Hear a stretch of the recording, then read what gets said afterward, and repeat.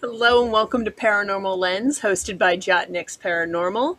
I'm Kirstin Trucano, and joining me tonight is Jamie Widener and Chad Thomas.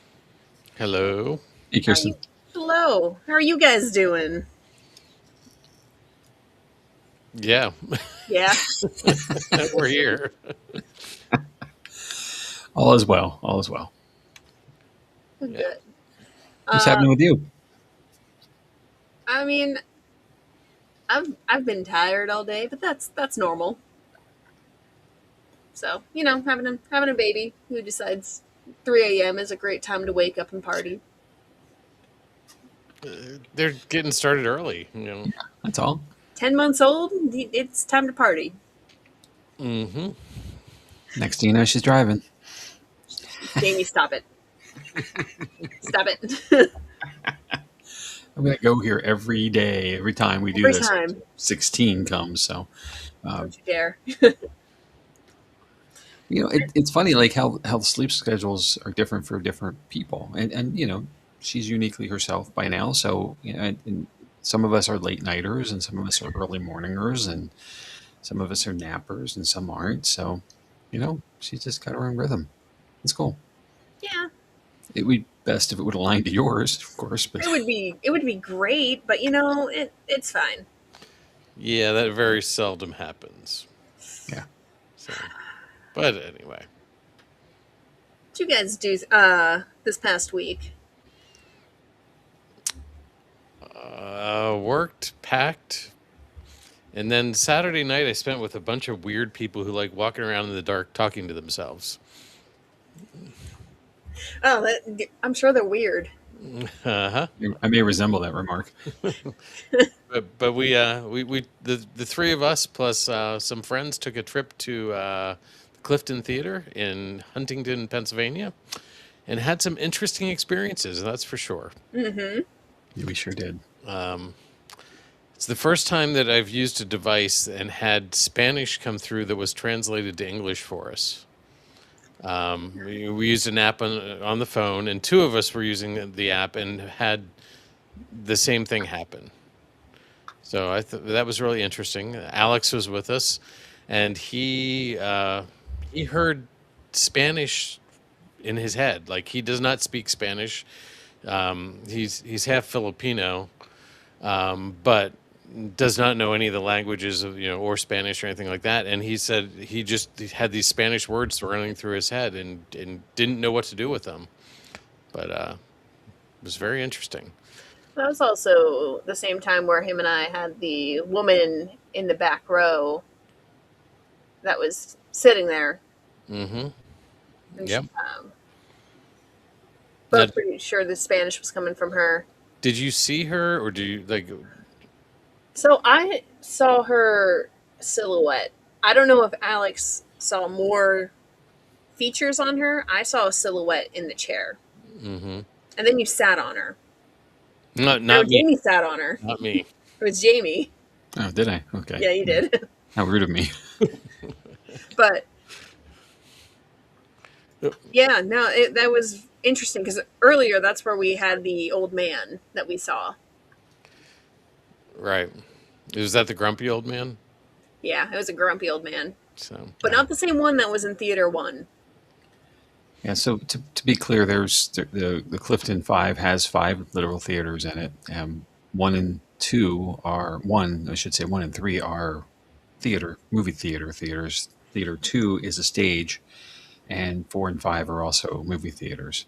So there were 2 shows playing in theaters 1 and 3 while we were starting to get set up and an actual little bit of our early investigation, and a bit of a pitfall because of a water leak in an upstairs unit above the theater that caused Theater 4 to have some water damage and a bit of a drop ceiling issue. hmm Uh, so it was a bit unusual overall, but because there's activity happening in the theaters, but theaters are pretty isolated in the sense that they are soundproofed and so forth. So our early adventure in Theater 2, which is the stage, was where you speak to mostly here. And me being the unsensitive person, I was sitting to hear You got very muffled. Oh, sorry. How's that? Sitting in house right, very near the front, and I really felt like somebody had just walked up and stopped right beside me. And I assumed it was one of you guys, so I turned, of course, to look, and there is no one there. So hence I came over to you and asked, what was if you had any experiences, and apparently sat on someone who might have been with you there. So sorry, but that that entirety of that time and the Spanish language part of it was happening here as well, or at least beginning to happen here. One of our guests is a native speaker, and that was to me was probably the more interesting thing because when these devices activate and so forth, we traditionally get English as Mm-hmm. Mm-hmm. are programmed that way. I wasn't even aware that Spanish could come through or would be shown coming through. So quite a curious thing. And then she was translating, and then the translation that you were getting literally on the device were spot on to each other. So, Mm-hmm. which should be, I guess, but sometimes there's dialect variances and things. So that was really curious as well that we were getting it at all. I think the only other time I've actually seen another language come through was Matt at Boobies had a Phasma box, Hmm. and it was German coming out, which made sense Made because of sense, right? The they're all Bavarian from heritage. Germany. Yep. So to get that here now of Spanish, it was very interesting to see. Yeah. Yeah. Absolutely. Our good friend Bert saying, "Hello, we need to investigate. I'm starting to twitch." It's okay. Okay, we got you, buddy. We'll figure it out Yep. It's okay. One day. soon. Well, and the rest of the evening was still productive as well in other areas of the theater. Yeah. Just curious stuff happening. Theater Um, 4 specifically to me comes to mind to me because of the tripwire that we had set up in the middle of the aisle. Was akin to me of an experience we had the last time, at least last time I was there, with a longer version of that tripwire setup and all of the lights activating. And we were able to get that to happen again. So there was some repetition to the engagement, Mm-hmm.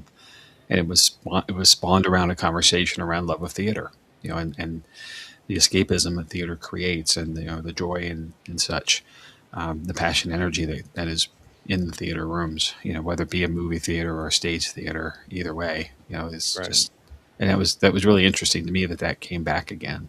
I was really fascinated by it, and it's cool to see. I feel Mm-hmm. like you got a connection. I feel like Theater One was what stuck with me the most. Hmm. Um, You were literally stuck. literally. So to start this, Chris, Alex, and I wanted to try and see if we can find how to get up to the balconies, and we were told, "Oh, you go through Theater One." So we find a door that leads to a hallway that leads to a sketchy-looking ladder to go up to the balconies, which are kind of styrofoamed off, so you can't really see out of them. But we all went back down, and we forgot to close the door. And as we are going back through the theater to leave, both Alex and I are literally like stuck. Like we cannot move. Like Jamie had to walk over and push Alex. Yeah, and you And said out loud, and I can speak to the outside of this. You say this like I'm stuck, and Alex agreed, and I'm like, oh, what's that mean? And I looked at both of you, and you literally looked like you were frozen in the space you're in the moment, the movement of the moment. And it was like, okay, this is weird. Like, I mean, they're messing with us. And then, but you stood there, and if you were, and I'm not saying you are, but if you were, you carried it forward, for quite a mm-hmm. while. So my first reaction was to push one of you, and if I knew if I pushed you, you'd probably punch me. Most likely. Yeah. So Alex would seem like the safer bet. And in doing so, once I did, even then, it took a second for him to kind of come back to himself, Yeah. just in the moment again.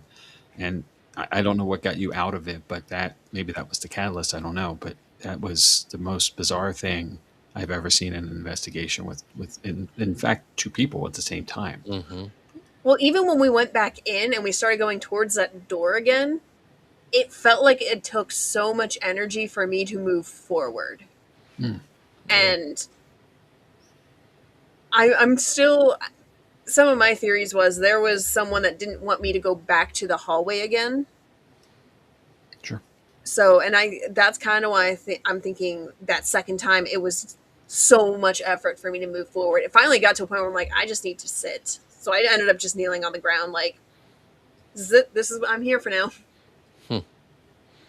Yeah. But And all this time, I was up in the projection booth, not getting anything. yeah, So, yeah. but Bert wants to know: did you go under the stage? So we didn't really go under the stage. We went under the building. Yeah, we did something different. So let me speak to this. So we did try, Bert, and the floor panel that comes up to open the door, the mini door that goes under the stage, was actually secured to the floor this time. So I think they got wind that you might be coming, and they didn't want you to break anything with your head. So as you did last time, or I'm kidding, of course, but no, I think it's now because of safety and the low ceiling in there. That's just a secured thing, and that makes sense that it should be realistically. So what you're saying is, next time we go, I need to bring my screwdriver, my electric screwdriver. Yeah. Okay. Yep. So Exactly that. I mean, we all did over find the tiny door in the basement. it's the same size door actually as the stage door. It was It's about just, the fact that Jeff, who is what 6'3" or so, yeah, he's tall. could shorten himself quickly and scooch through that doorway was impressive. Um, but I was that whole impressed. thing, the basement itself, is diminishing in height as you move from the front of the building to the back, and it's very much the way it is under the stage that way. Just low clearance. You're kind of squat walking, and it's getting tighter and tighter and tighter as you go. There was just it's that's uncomfortable. First of all, for people to do, but that tightness also makes it feel like something strange is going on. And the further back we went, the more heavier it felt. So luckily, and I'm too old to crawl around in places anymore, but luckily it was enough for us to experience that to think, okay, maybe we should go back. Mm-hmm. I need to mess with the photo a little bit more because I did take a photo while in the basement as we were like moving back more. Okay. And it's dark, but I know if I brighten it up, I feel like I'm gonna see something in it. Just because I'm staring at the photo, I'm like, there's something in this photo, and I just can't see it yet. Interesting. Sure. So, It's well, entirely possible.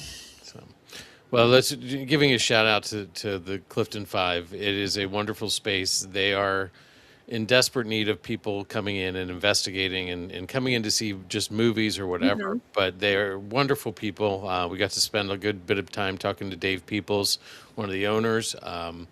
And he wants to keep the doors open, and he's struggling. So if you get a chance, if you're in the central Pennsylvania area, mid-state near State College, go over and visit, say hi. They'll give you a tour. If you don't have time to investigate, they'll let you walk through and take a tour. When Alex and I got there, someone had been walking through and said they felt a couple things as they were walking around. So I'd go back there in a heartbeat. I like it. I'm looking forward to the next time already. Absolutely. So, yeah. So, yep, wonderful people there. Yes, agreed. Absolutely. So, And a neat place. If you're into history, it's got it. If you're into the paranormal, it's got it. If you just like movies, it's got it. So go get it. Ghost to movies, perfect. oh, I Do you wonder think they were liking Michael Jackson? I'm sorry, I missed that. The Spirits. Do you think they were enjoying watching Michael Jackson? Maybe. That's one of the movies. Yeah. Could be. The Or the Michael Mummy. biopic, is playing.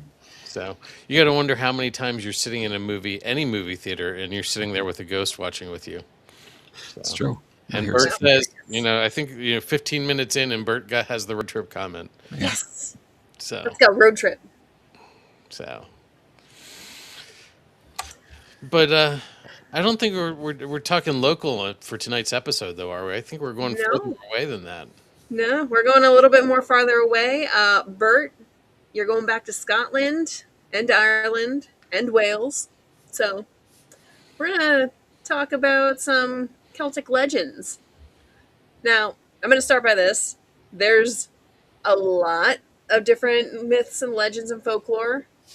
So kind of like the United States, this is going to probably be a multi-part thing.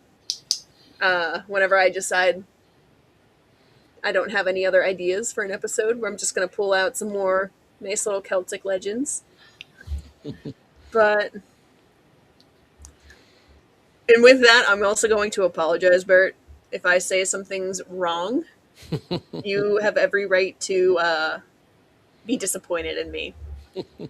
Well, Kirsten, I covered this a couple times in episodes. We're going to American it up a little bit, The puka. and ask for grace and forgiveness, with no offense intended. One of the cryptids, I was very thankful that they actually gave me the pronunciation, because the spelling does not look like how you pronounce it. So Cool. we're gonna get right into it. Celtic folklore is crowded with creatures that do not simply haunt the night, they explain it.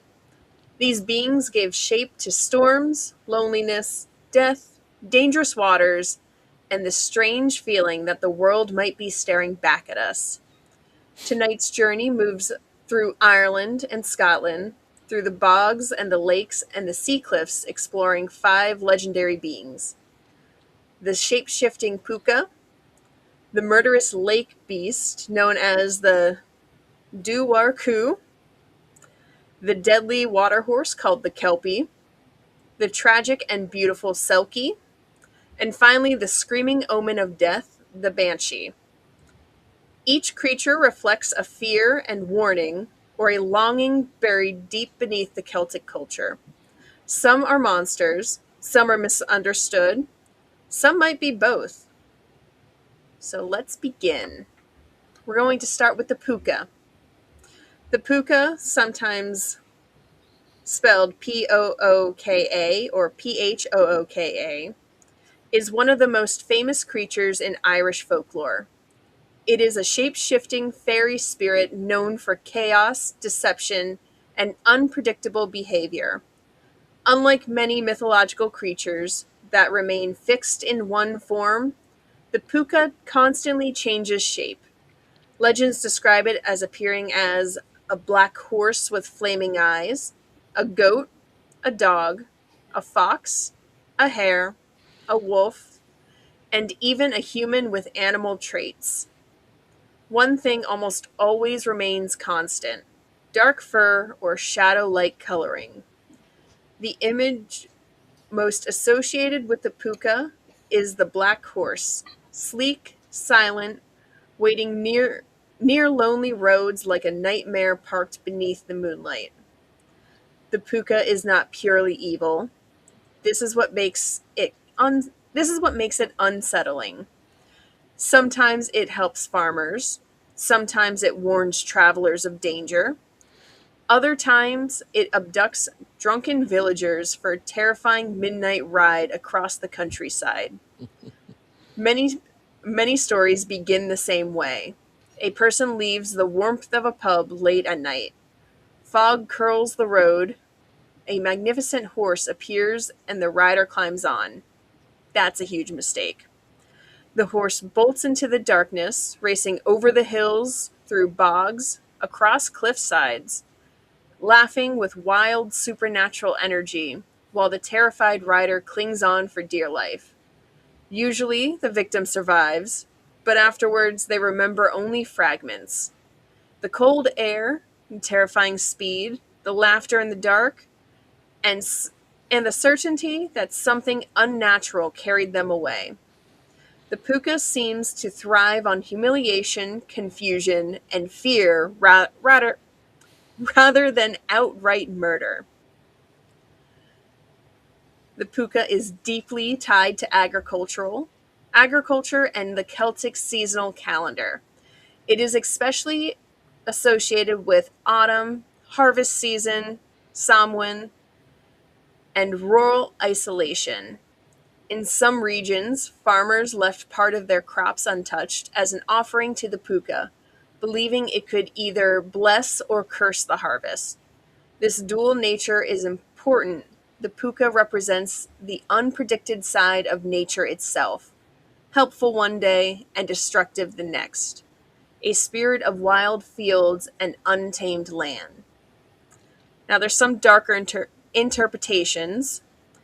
Not every story paints the puka as playful. Some traditions describe it as bloodthirsty, dangerous, even capable of hunting humans. The contradiction is common in Celtic folklore. Creatures are rarely divided neatly into good and evil. Instead, they behave like storms, sometimes beautiful, sometimes powerful, impossible to fully trust. The puka embodies uncertainty itself. So, with that being of the puka, we're going to move to the next Celtic legend, and that is the Doo-Wor Coo. Now, this is the one I'm very thankful they had a pronunciation for, because I would not have said that looking at the spelling. So, if the puka is eerie, the Doo-Wor Coo is pure nightmare fuel. The name roughly translates to water hound or hound of the deep. Imagine a creature somewhere between a giant otter, a wolfhound, and a crocodile. The description says it can grow 7 feet long, with incredible speed both in water and on land. Some call it Ireland's answer to the Loch Ness Monster. Others call it much worse. Unlike the folklore creatures that merely scare humans, the Doo-Wor Coo actively hunts them. Legend says it drags victims underwater and devours them. One terrifying detail repeats across stories. There's usually two. When one dies, it releases a shrill whistle that summons its mate to avenge its death. The single detail transforms the creature from an animal to a horror movie antagonist. You do not merely survive one encounter, you inherit another. The most famous Doo-Wor Coo tale comes from 1722 in the County Leitrim. Leitrim? Bert, I'm so sorry. A woman named Grace Connolly went to Glendale Lake to wash clothes or bathe. She never returned. Her husband Terence later found her mutilated body beside the lake. Lying across her corpse was the beast itself, asleep after feeding. In grief and rage, Terence killed the creature with a dagger. But as it died, it released its whistle. Then came the second one. What followed sounds cinematic. Terence fleeing on horseback, the creature chasing him for miles, a blacksmith preparing himself for battle, the second beast charging straight through the horse. At the last second, Terence drove the sword through its head. So, that is the one of the most known stories of this creature. But what makes this legend especially fascinating is that Grace O'Connelly's grave actually exists. Her tomb reportedly contains the carving of the creature that killed her. That physical object blurs the lines between folklore and history. Did people truly believe the attack happened? Absolutely. And in many rural communities, belief matters more than scientific proof. Even today, sightings continue. Witnesses have described dark shapes moving unnaturally through lakes, creatures with orange flippers, haunting screeches echoing across the water. The Doo-Wor Coo has become part cryptid, part folklore, part national ghost story. It survives because humans remain deeply unsettled by deep water. After all, lakes hide things beautifully. So Speaking of, I was gonna say, Bert said, "Glad we didn't run into that while we were there." I would be terrified. And he did. He said they also did see sea otters in Scotland. Were they sea otters or were they the Doo-Wor Coo? Just the little ones. You never know. Maybe. Maybe. But speaking of water and lakes and deadly, terrifying creatures, we're going to move to the Kelpie, which my favorite of all the Celtic legends. Is that because it looks like a horse? It's because it looks like a horse, and I would be the one that would be dumb enough to hop on the Kelpie. Bert said they were pretty big, so they weren't. I think he's going back to the Duarku. Oh, I know that he was. I'm telling you, maybe it was the Duarku's babies. There's always two. But anyway, the Kelpie, one of Scotland's most feared supernatural creatures. But I'm American, Bert. I will call them a lake, not a loch. That's Heather, but yeah. Oh, Heather. All I saw was a lynch. It's fine. They're one person, basically. Oh. Anyway, moving on to the Kelpie. Anyway, All about the Kelpie. no, let's talk about the Kelpie. The Kelpie is one of Scotland's most feared supernatural creatures. At first glance, it appears harmless, a beautiful black horse, calm beside the river, waiting patiently. Travelers, normally children, would approach the horse and climb onto its back. Then the trap springs. The rider suddenly finds themselves stuck fast, unable to dismount as the horse changes and charges into the deep water, drowning them before dragging the body underneath the surface. The Kelpie is essentially a predator disguised as trust itself. Many folklorists believe that the Kelpie personifies dangerous waters, floods, drowning, strong currents, hidden depths. Scotland's landscape is filled with lochs, rivers, storms, and cliffs. Water is Water was both life-giving and deadly. The Kelpie turned those fears into creatures people could understand. Parents likely use these stories to keep children away from dangerous riverbanks, with sayings of "don't go near the water" becoming more effective when the water owns horses. Like the puka, kelpies can also appear human. Usually they take form of handsome men, but there is always a giveaway. Seaweed tangled in their hair, water dripping from the clothes, or strange reversed hooves hidden beneath them. The small wrongness appears constantly in Celtic folklore. Monsters are often almost human, but not quite, like reality wearing a crooked mask. Though usually deadly, some stories describe kelpies being captured and forced into labor. One legend tells of a kelpie helping build a bridge after a man subdued it using a magical bridle. Even in these stories, though, the kelpie remains dangerous. Cooperation never fully removes its wild nature. The water spirit can be useful, but never safe. So, with that, again, I'm loving. I kind of realized I had a water theme going on a bit, except for our last creature. But we're moving to the Selkies.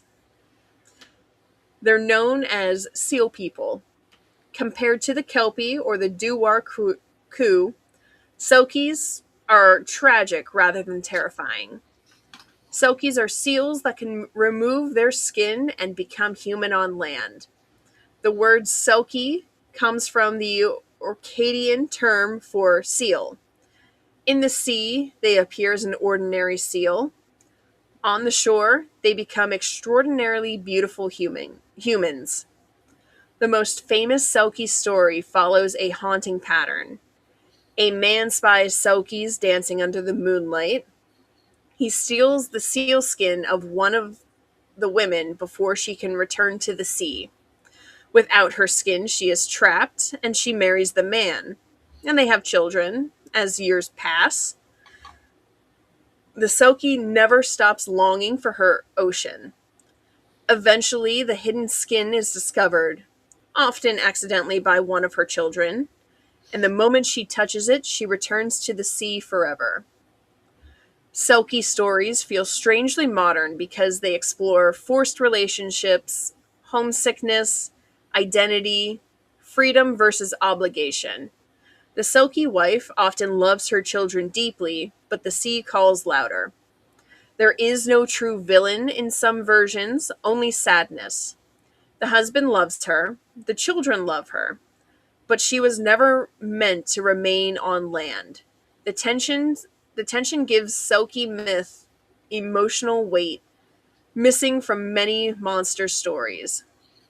The Selkie continues appearing in literature, music, film, romantic fantasy. Unlike many creatures, Selkies invite empathy. They are liminal beings, half wild, half human, belonging fully to neither world. A seal watching from the distant waves becoming a symbol of longing itself. And now we're to the last of the cryptid legends. The Banshee. It may be the most famous Celtic spirit of all. Her name comes.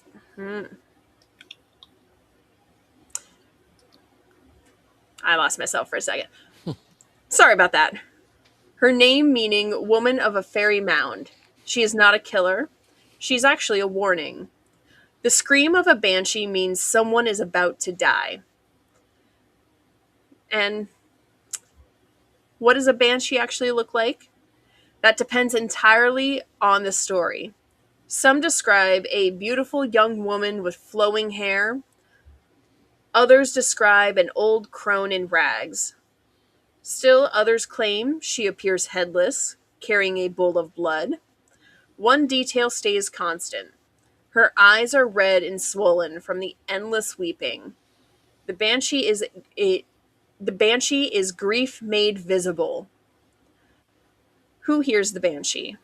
Folklore disagrees that some believe only ancient Irish bloodlines could hear her. Others believe only the person about to die can hear the scream. Some stories portray her as vengeful, others portray her as compassionate.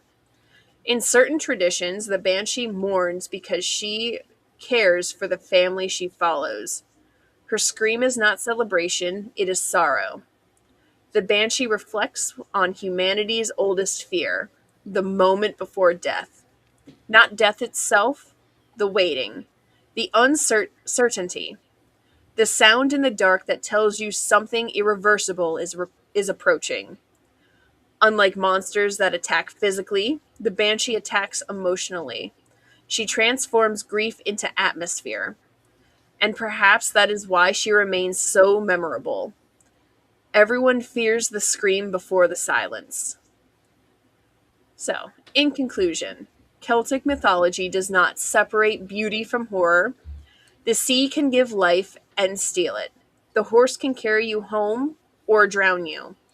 The spirit may save your crops one season and ruin your life the next.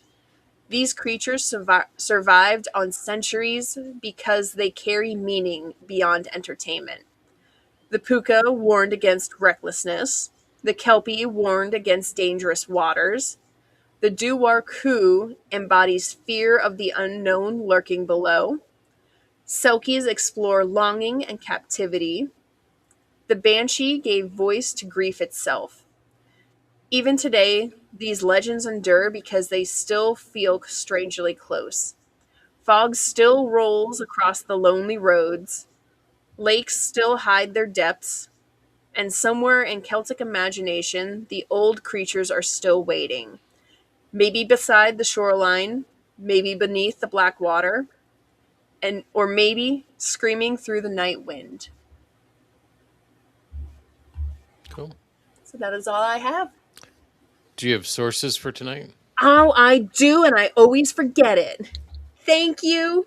Let me bring them up from my notes because I was smart and I saved them. So, some sources are www.wildernessireland.com/blog/Irish folklore puka. Scroll down to the next one. www.irishcentral.com/roots/Ireland's hound Duwarku. folklorescotland.com/kelpies. And then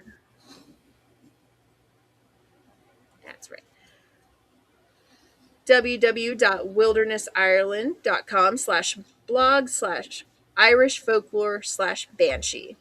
Okay, cool. I Thank have you a guys, because I will always forget.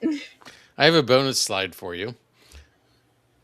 Um, Yes. this is a monument called the Kelpies. It's by Andy Scott, located in Helix Park in Falkirk, Scotland. Um, they're about 100 feet tall. They're 600 tons of steel. And it is the sculptures represent the Scottish water spirits and honor the heavy horse-powered industrial heritage of the area. But thanks to obviously Bert and Heather for Yes, sharing this thank with us. you. I think it's pretty cool, so I wanted to share it with everybody. But yeah, it's a beautiful monument, huge. I have a friend that goes to Scotland, like I think yearly, and he always gets photos of these statues. I think they're so cool, and I'm pretty sure at night they light up. Cool. They are the world's largest horse sculptures. Perfect. So cool. Should we go back through all these slides one at a time and Discuss each one? Yeah. Yeah. And Jamie, I could tell you were taking notes throughout the night. Well, sure, as I always do. Well, I forget things otherwise. So Yeah. the one, the one thing, with the puka is like the first. You talk about the stumbling out of the tavern kind of thing, and I can only imagine two dudes came stumbling out. One saw the horse, the other one's like, "Wow, look at that!" And the first guy said, "Hold my pint, I'll be right back.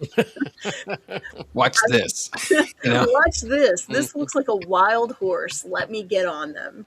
Ooh, yeah, and therefore, right? It's one hell of a story. It's all of these, and I'm going to kind of generalize here on this, but all of these are in the traditional sense of folklore story based, and there's a tale, like an outcome of expectancy here. It is just be careful, obviously be wary, but in the sense of it, it's in the teller has the turn of that intent of the story, like what they want you not to do, or how they modify your behavior in a certain way, and water is dangerous, so things are scary in the water, don't go in it, and or near it, and animals are dangerous, so don't go near them, they could harm you.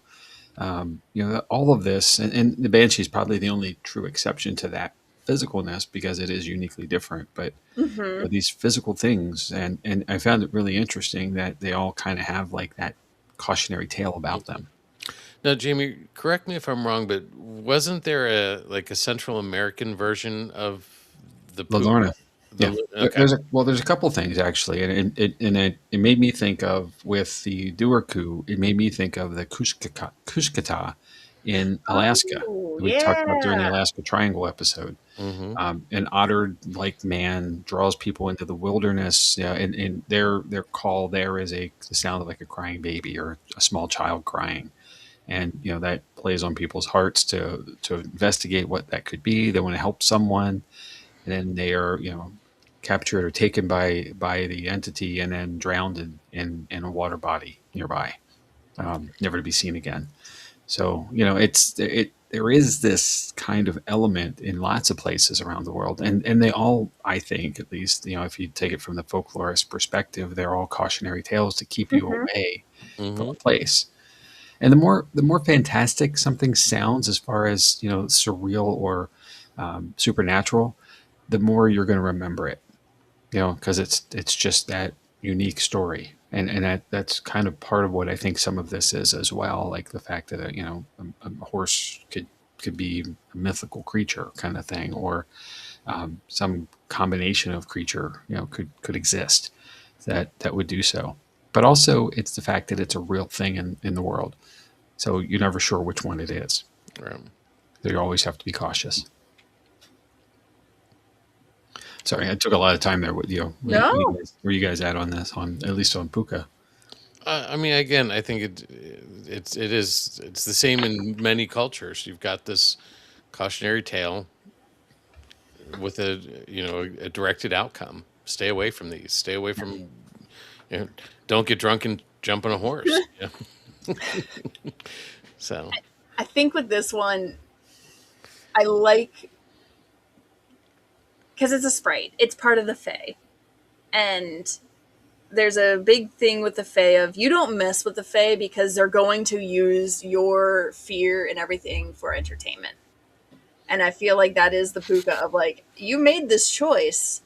Now here's my entertainment. right. Yep. And I always feel like, again, Ren Fair, we're taught about the history of the Fae and everything. There's always more than just one Fae around. So it's probably like they're like, it's just their movie. It's their TV show. They're watching this. I don't know. I feel like the puka is probably my, like, out of the 5 that I picked, Kelpie's my favorite, but this one is just very fun to me with the puka. Okay. All right. So then the Duarku.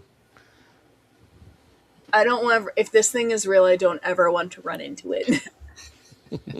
Well, hold I on love, though. I love otters.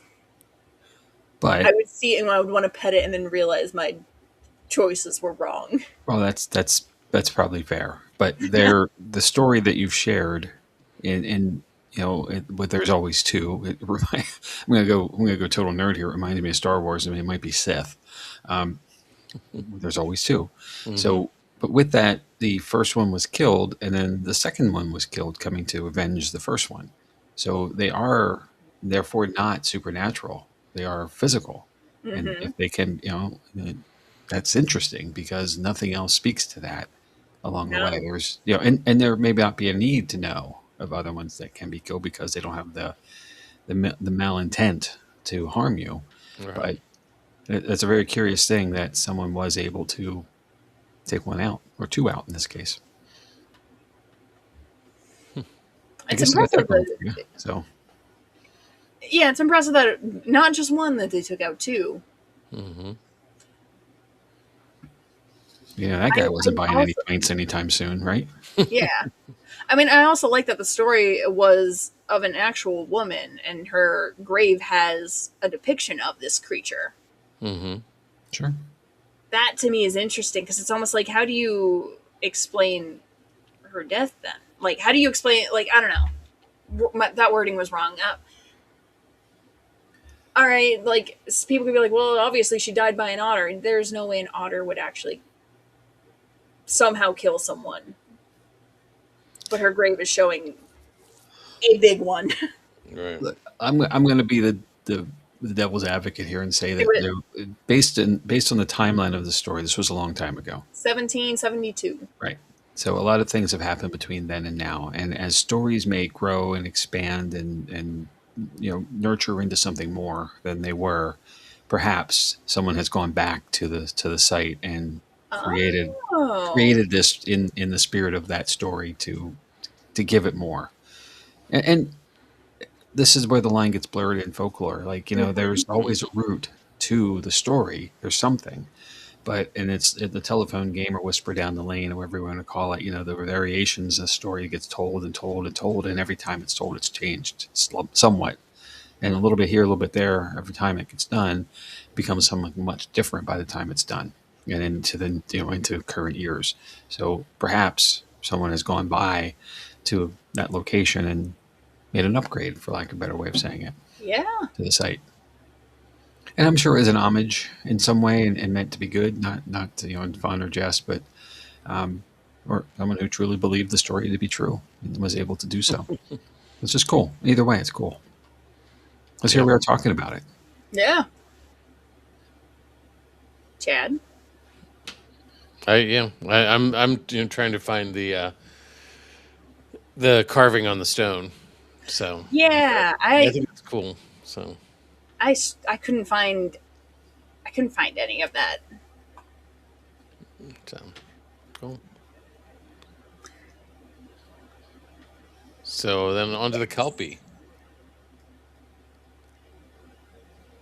I just like the Kelpie.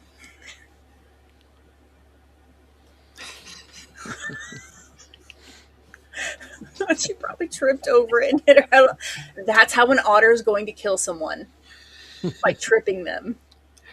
Yep. Yeah, Bert's comment is she probably tripped over it and hit her head on a rock.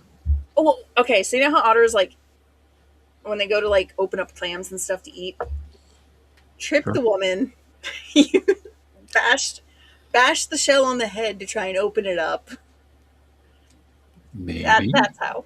Maybe. That's how. Sure. Anyway, Kelpie. Wow. All my episodes get unhinged, Jamie. Yeah, I'm well. Most of all of ours do. So Me at some too. point, we We're- lose our rails. We're going to call you Steve Dills next. That's Yes. Aw. Could you okay, real quick? Could you imagine That's a Steve Dills compliment. and I on an episode? Like, you guys aren't around. It's just him and I.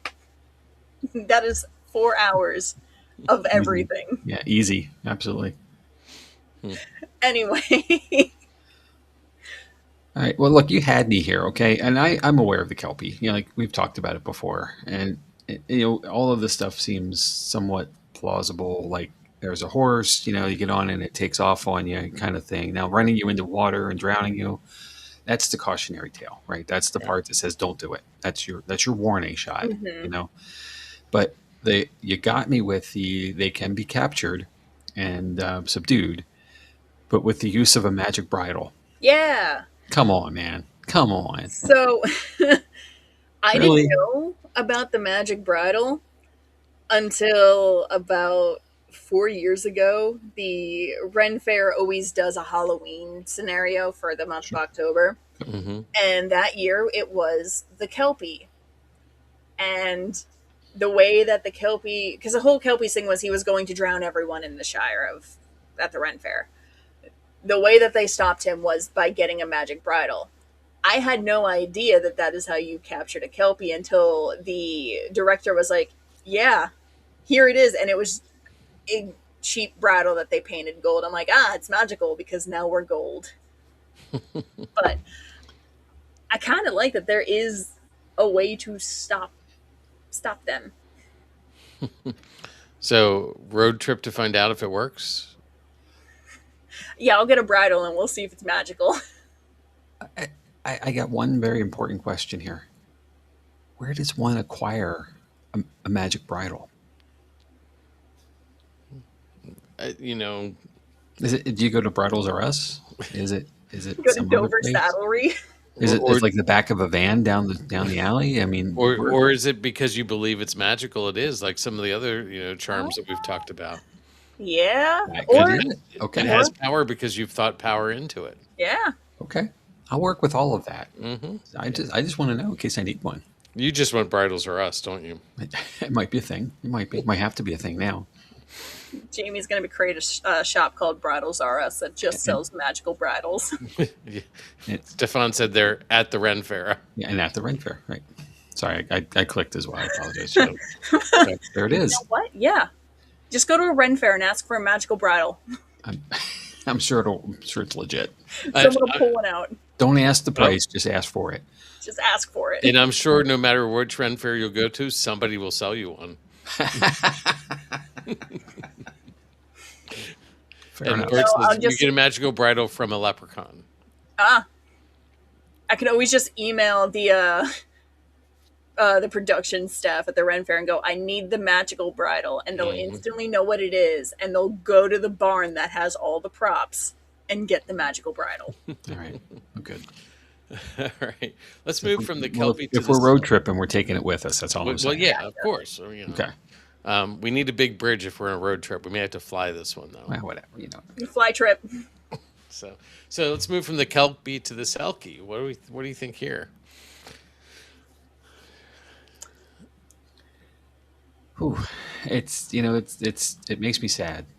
You know, Yeah. the story that you shared at least, and I'm sure there are variants of that. You know, where someone was kept against their will, perhaps. You know, and that's a cautionary tale there as well. You know, about I'll call it lust, but love and lust kind of thing, and the difference and the boundaries of things. But um, the joy in the story is the freedom to go back where they're from, you know, and the perhaps that you can always go home Mm-hmm. as well, back to where you want to be or to your place of joy. So I think I like that part of it. At least for me, that's how I took it. Um, and there was goodness in there with children and other things, because that's great too. But um, it's fairly, yeah. And um, I'm hoping this is a typo. I really hope it's Um, a yeah, sorry, Jen, I was clicking it too. But Bert said the selfie is a depressing tale. I believe the term is selkie. Yeah, I'm he going to gave go it with a typo. a typo on that. There's the clarity. Okay, got you, Bert. Yeah, I agree. It is. It is depressing, but at least it does, in this story sense, has a happy ending for the Selkie. It does. I remember reading a little bit of this tale too of the kids would always be playing at the like on the shoreline, and there would always be a seal kind of out in the water watching them, and it's hinting that that was the mother watching them, which I'm like, well, that's still sweet that she's still going to check on our kids. Mm-hmm. If they did something good, did she go? I hope so. That's a visual, folks. I'm sorry, it was me seal clapping, but I hope so. No, this is one when I was reading through the Selkie, I'm like, I feel like they just want to be left alone. Like they, out of all of the Celtic, out of the five, this is the one that's sort of like they just want to be on their own. They're not here to cause doom and gloom. They just want to exist. just doing her own thing. Yeah. Yeah. I'd still want to pet one on the head though. Just pet a seal. All right. Moving on to the Banshee. I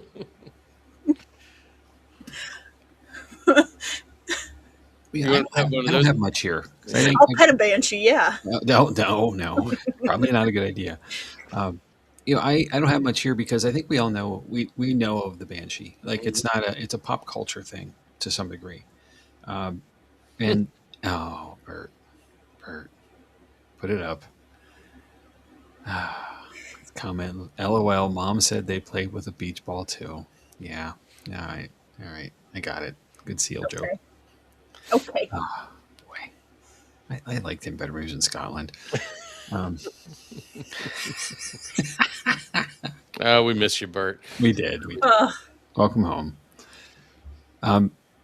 Banshee has been around for a long time. It's in part of a somewhat degree of pop culture. It's in a lot of shows and presentations, especially the supernatural shows. Of all kinds. Mm-hmm. The harbinger of fate is how I've heard it called.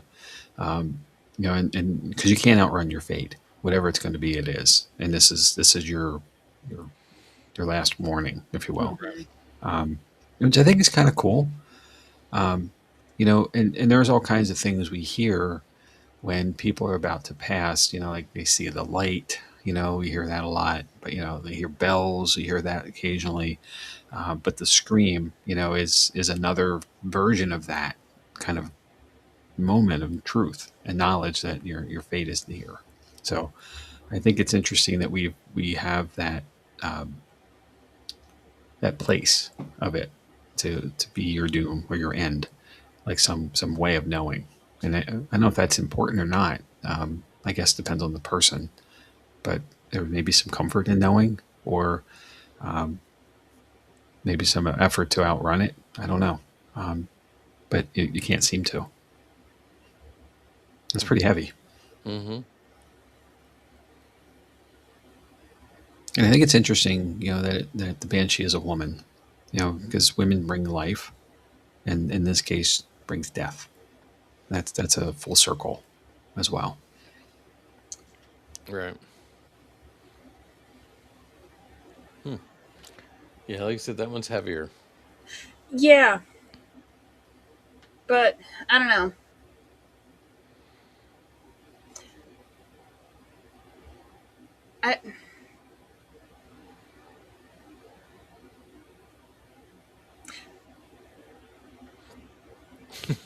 I just want to wake up. You know what? I also want to wake up dead.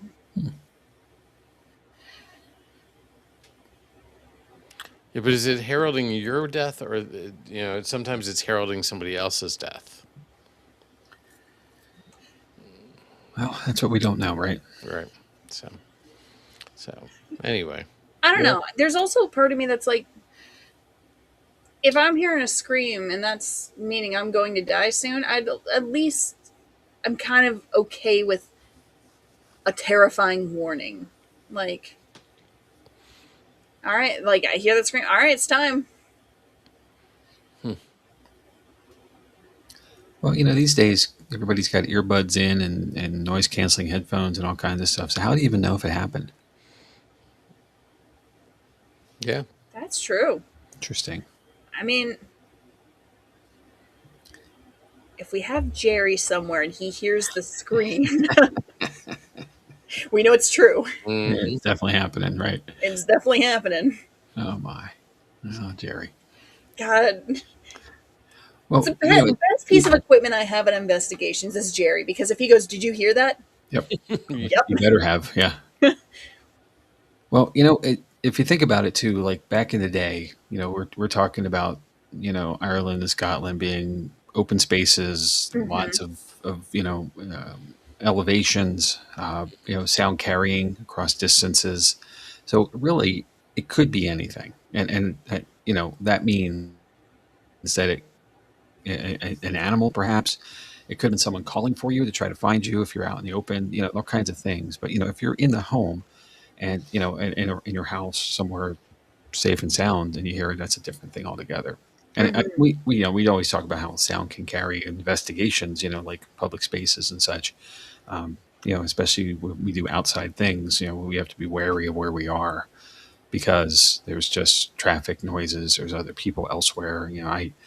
I used to live along the Susquehanna River, and then on the other side of the river, on top of a very far away hill, there was a event space Hmm. that Lomont Farms, and they would have wedding events there all the time, and I would hear people yelling and carrying on, talking in some ways. I definitely hear the DJ playing, at the end of the night for the outdoor venue that they had. Um, and it was amazing to me. I would just be sitting on my porch, probably 2 miles away, but sound carries. So maybe there's something to that that makes it not quite be so heavy.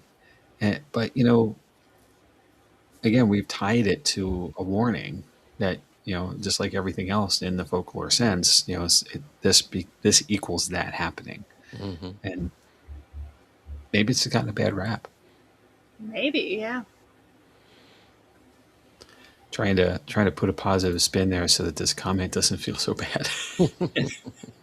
So Heather says, "Way to go, Jamie. We're all joking and laughing. Now we're all gloom and doom." Well, and you're welcome, by the way. So, Um, well, but that's it's interesting how these folklore tales can swing one way and then the other. yes, Like exactly. it's not all happiness. It's not all gloom and doom. It's peaks and valleys. So Well, but it's also from and this is what I said in the puka, like the original part of this. It's the intent of the teller, what they want from you. right. Whether you want you to be happy or sad or cautioned or whatever it may be. Just to be freaked out in some cases. Everybody likes a ghost story, like a good ghost story. Hmm. You know, that's what we sit around campfires and do. Like there's a reason for it. People, whether you I say enjoy, that's probably a relative term, but we know that environment, we know that experience, and Some of it's the thrill. yeah, exactly. Is So that living on the edge. So yeah.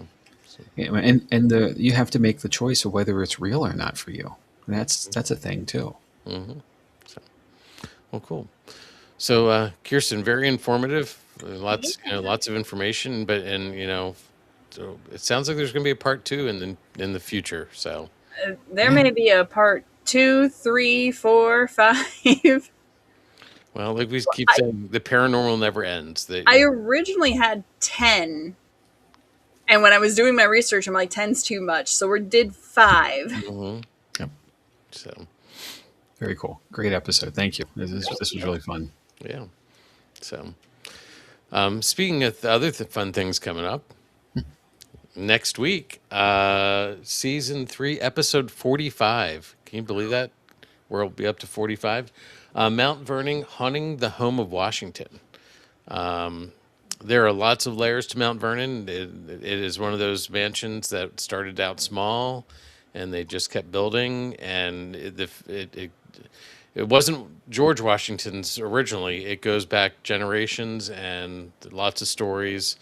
And it's a plantation, so some of the things we talked about with the plantation last week, we're dealing with here. So lots to look forward to.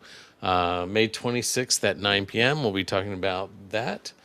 Other things coming up. June 2nd, Mercy Brown, Vampire Victim. Jamie, that'll be all you. Can't wait to hear. June 9th, I can't believe we're talking about June already, but June 9th, The Shadows of Yokai, Spirits of Japanese Folklore. Kirstin will take that on.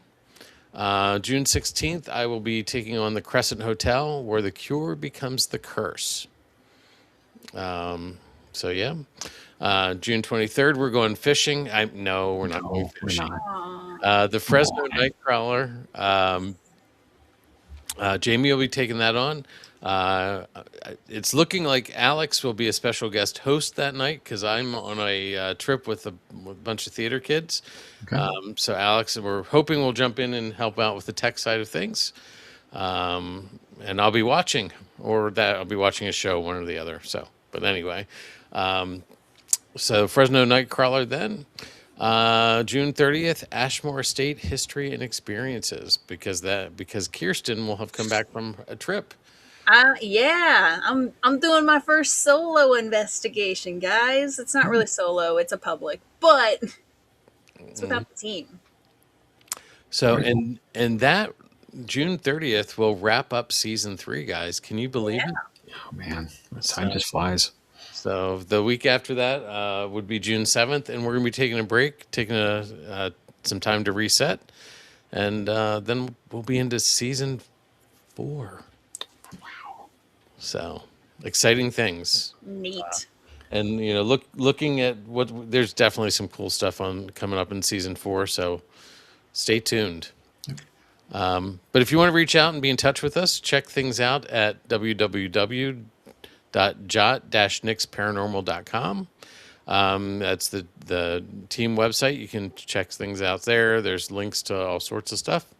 If you want to be in touch with us, hit us up at info@paranormal-lens.com. You can email us, tell us what you liked about episodes, what you don't like about episodes, what you want us to do. We love listener submissions. We will take those and research them and present something for you. Linktree.com. Linktree, not linktree.com. Linktree is where you can find more links for the team. And that's linktr.ee/paranormal lens. You can check out our social medias. You can check out our store. We have a new shirt up. We have the new host shirt up. Yes. Check that out. See what that's all about. And if you want to support what we do, there's Buy Me a Coffee. It's buymeacoffee.com/paranormal9.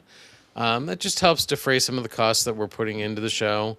We're going to be here one way or the other, but it's nice if everybody can chip in and help out and defray some costs for us. But lots going on out there. Guys, any more thoughts on tonight? Well, I'm going to try to find a magic bridle and just keep it here at the house just in case. But other than that, Christian, really, really cool episode. Thank you. Yeah. And I know how this goes, from experience of my own, trying to, pare down like urban legends. And, that's how there's 3 episodes already, because it's a lot. And we did an international edition of it. And I could do another of that, just because there's so many everywhere. So even isolating this into, the Celtic lands of Ireland and Scotland and the UK in general, it's not like a one-off. So, really great job to get it started and keep it coming. Mm-hmm. This is all on you, Kirstin. You get those. We're not going to take your thunder. I want to say I'm still once we finish up the season, next season, I'm going to start trying to also incorporate some of, the U.S. cryptids. Hmm? There's 50 of them. Mm-hmm. At minimum. At 50. minimum, yes. Yeah. I'm going to do the shark that, literally is in the middle of the United States. So, I know what you mean. Yes. Exactly. Cool. I'll bring them on. That's great. But let me go look up in the attic. I got 5 bridles up there, so maybe one of them's magical. I was going to say, one of them's probably a magical bridle then. Exactly. Whew. So, all right. Well, it is. We've gone over an hour, so we should probably wrap things up. And I've got to wrap things up because I got to start packing all this so I can move it so I can be up and running for next Tuesday. That's right. Yeah. That's a whole different story. So, on that thought, maybe these cryptids are nothing more than ancient stories carried through time, or maybe somewhere in the mist-covered hills and dark waters of the Celtic lands, something still waits to be discovered. Stay respectful, stay alert, stay respectful, and stay curious. Good night, everybody. We'll see you next week.